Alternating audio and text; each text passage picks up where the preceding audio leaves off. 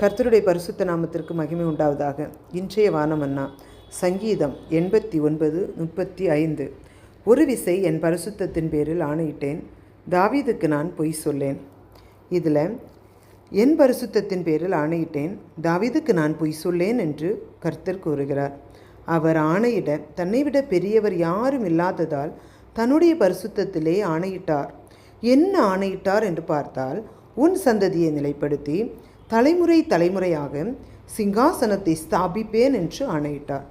ஆடுகளை மேய்த்து கொண்டிருந்த தாவீதை கண்டுபிடித்து என் கிருபையும் உண்மையும் அவனோடு இருக்கும் என்று சொன்ன தேவன் அப்படியே உண்மையும் கிருபையையும் காத்து வழி நடத்தினார். அதே போன்று பாவ சாபங்களில் கிடந்த நம்மையும் கண்டுபிடித்து பரிசுத்தமாக்கி தமது பிள்ளையாய் ஏற்றுக்கொண்டு அநேக வாக்குத்தத்தங்களை தந்து நம்மை ஆசீர்வதிப்பேன் என்றவர் தாவீதை போன்று நம்மையும் நம்முடைய சந்ததியையும் நிலைப்படுத்தி இந்த வருடத்தில் நமக்காக சொன்ன வார்த்தைகள் அனைத்தையும் நிறைவேற்ற வல்லவராய் இருக்கிறார். தாவீதுக்கு பொய் சொல்லாத தேவன் நமக்கும் பொய் சொல்ல மாட்டார்.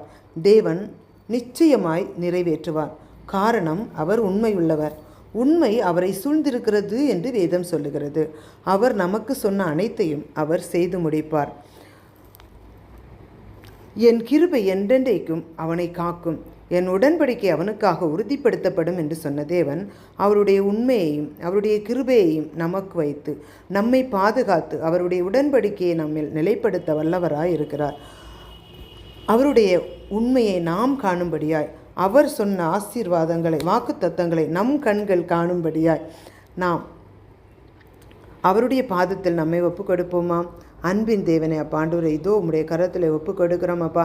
நீர் பொய் சொல்லாத தேவன், உண்மையுள்ளவர் அப்பா ஆண்டவரை. எங்களுக்காய் நீர் நிச்சயமாய் செய்து முடிப்பேன் என்று சொன்ன வாக்குத்தத்தங்கள் அப்போ எங்கள் வாழ்க்கையில் நிறைவேற எங்களை ஒப்பு கொடுக்கிறேன். முற்றிலுமாய் உம்முடைய கரத்தில் ஒவ்வொருவரையும் தாழ்த்துகிறேன். நீரே காத்துக்கொள்ளுங்க. இயேசுவின் நாமத்தில் ஜெபங்களும் நல்ல பிதாவே, ஆமேன்.